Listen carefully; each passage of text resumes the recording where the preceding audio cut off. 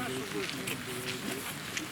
And the hoist that pulled those ropes was on this concrete foundation. And it was compressed air operated. And the compressed air was generated in an engine house back there. The opening to the mine, you see where that light wigwam of posts is? Just beyond that on the bank, that was the main entrance to number one mine for about 25, 30 years. And we sealed that as part of that job I mentioned to you. So you had the entrance there with the seam going down in that direction at 50 degrees. So an engine house here with a 1.5 inch thick wire rope, 80 tons braking strain, could not just have its rope go along the ground, over a pulley and down, because if you let a rope go down on the ground, then the pulleys get full of muck and water, they don't turn, and that wrecks your rope. So they put a trestle here with two huge wheels, probably about 8 feet in diameter, sheave wheels, like that. So the rope went from the engine up over the sheave wheel, and then as it went down the other side, it was at exactly the same gradient as the driving's going down there. They went down here about something like 2,000 feet altogether, on slope, to 500 feet of depth. So did the miners ride like a little car down a track, or did they walk down that? Not officially. Oh. Yes, they all walk. That's the rule. Can you imagine walking 2,000 feet No. after 8 hours digging coal? Those same mine cars that brought the coal out, they were not allowed to ride on. Yes. Everybody turned to fly on now, I'm Right. sure. Yeah. When we get back, if we have time, and if you've all not got fed up, I'll tell you a story about coming out of a mine on a conveyor belt at this gradient at 3 times the speed of a normal airport travel thing, falling on my back, losing my electric light, and heading up towards a 500-ton bunker on my back on the conveyor. One more life. I'm still here.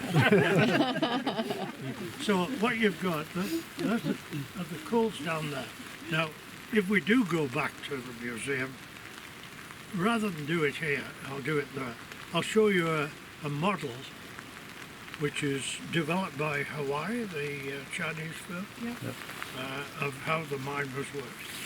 I've got it in there. Can we take a peek over here? So Sorry? does this mean that the water in Canmore Creek is contaminated? A little by that water. I'll go through this when we go to Quarry Lake, but the top end of Campbell Creek is beautiful. It's unspoiled. And I'm making a little film about the 3 parts of Campbell Creek. And we went out, the photographer and I, and we found it wasn't quite as hard as finding the source of the Nile, but we found the source of Campbell Creek. And it's little springs just coming out of the ground. So the first half mile or so is just beautiful. It's worth walking up the creek itself from the dog leash area. The next stretch through the dog leash area when I came was totally destroyed for about almost a mile by mine working, silted up, just covered in silt. And then the lower section is this section here. If you go up here for about 10 minutes, some of you will know there's a beautiful waterfall. But I don't take groups up because there isn't room for more than 10 or 12 people to stand. But it's worth a trip on its own, isn't it? For sure. So, okay, so any questions about this bit? So these buildings were just to support that trestle? No, Like these no, the foundations? trestle was just about Was here. there, and that Yeah. was where the... And that was where the hoist was. It was a big drum, maybe about this diameter, driven by compressed air, that turned, of course, and there was wire rope on it. And one wire rope came off the bottom, and one came off the top. The one that came off the bottom when the drum turned this way would go down the mine with empty cars on it, those empty cars then were loaded and fastened to the back to the rope, which would the drum would reverse, and now those empty cars would be hauled up. Those full cars would be hauled up. And then they would run by rail from here down to the preparation plant down here. And the railway, CPR railway, actually came out into this little valley here to take the coal black from about 1900 on. A question about sorry, Gerry, the mine workings and the position of the reservoir that's sitting there. Yeah, When was the reservoir constructed? 1950 on, 55. So did they take that into the mine workings into Well, consideration? there are no mine workings under that. There's none there. It's a bit strange. There was a mine called the Cochrane mine. We had no plans of it. We know where the entrance was. But 15 years ago, Lisa DeSoto, she was the town's engineer. She called me and said, Gerry, there's something happening under townhouse. In Rundle, the furthest townhouse. Yeah, that's where we live. That's where we live. Not our Not our but- unit. Oh, cute. Oh, We're very familiar with that. Okay. Yeah, they did that big Yeah.